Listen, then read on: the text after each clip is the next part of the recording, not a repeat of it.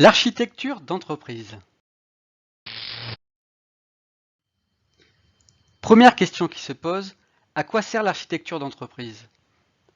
Elle sert à donner une vision d'ensemble, une vision holistique et du métier et du système d'information, au travers d'une démarche et de pratiques qui sont outillées et éprouvées. Et ceci avec trois grands objectifs. Le premier objectif est d'éclairer les choix stratégiques et opérationnels de l'entreprise. Le deuxième est de simplifier, de rationaliser notre système d'information et le rendre plus robuste, plus agile. Enfin, le dernier point est de sécuriser les projets de transformation digitale en définissant une trajectoire vers un système d'information cible, en passant par des étapes intermédiaires où le système d'information reste stable, et aussi en essayant d'identifier, d'anticiper au maximum les adhérences qu'il peut y avoir entre les différents projets de transformation.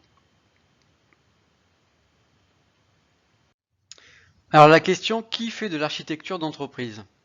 J'aurais tendance à dire toute l'entreprise, mais en avant-lieu deux personnes. Un architecte fonctionnel d'un côté et un architecte applicatif et technique de l'autre. Ces deux architectes maintiennent le référentiel d'architecture, qui est un conteneur qui contient une vision de référence partagée au niveau de l'entreprise, dans laquelle on va retrouver les objets du système d'information. Par objet, on entend les processus, les objets métiers ou les informations, les acteurs, les services fonctionnels ou fonctionnalités du SI attendues, les applications, etc. On va aussi y trouver les relations qui existent entre ces différents objets. Des représentations, des cartographies, des diagrammes et les modèles qui y sont associés.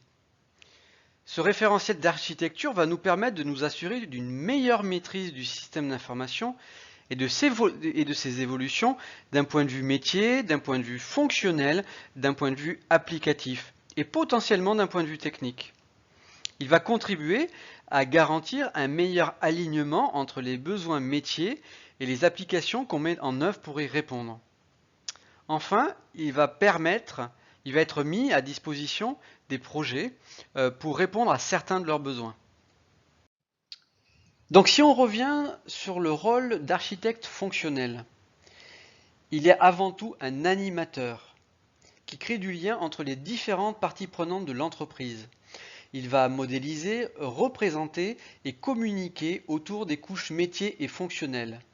Dans ce cadre, il va notamment contribuer à instaurer au niveau de l'entreprise un langage commun au travers d'un glossaire de définitions partagées par tous et aussi un certain nombre de représentations standardisées et communes à tous les acteurs de l'entreprise.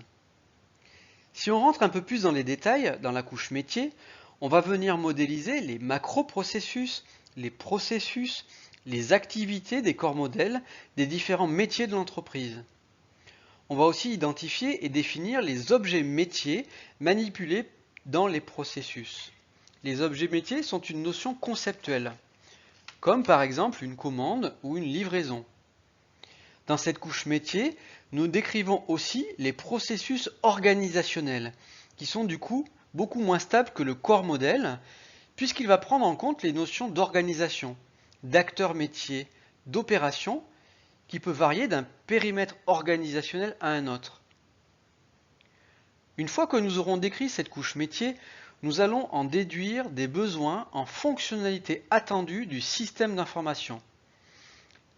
Et ceci à partir des activités, des opérations que nous aurons identifiées.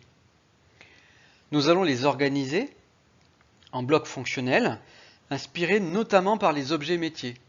Ces blocs fonctionnels s'appellent les zones, dans lesquelles on retrouve les quartiers, dans lesquels on retrouve des îlots.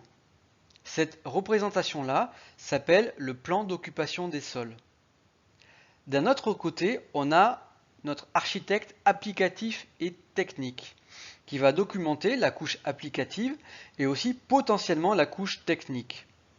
Ces deux couches permettent de décrire comment les activités métiers et les fonctionnalités identifiées précédemment sont ou seront implémentées dans une vision prospective et ou organisationnelle. Sur la couche applicative, il va d'abord faire une liste exhaustive des applications et des versions d'applications. Il va venir aussi documenter les flux interapplicatifs qu'il y a entre ces différentes applications.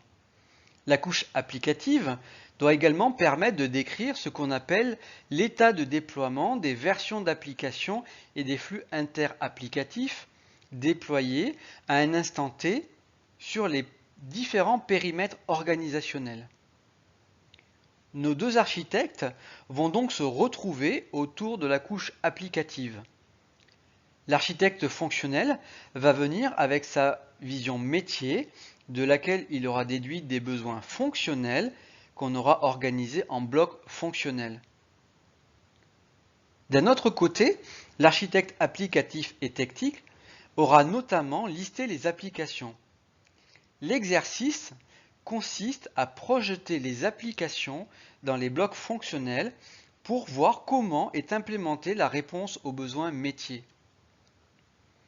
À partir de cette projection, on va pouvoir identifier les actions de rationalisation et ou de simplification qui pourraient être menées sur l'architecture applicative du système d'information.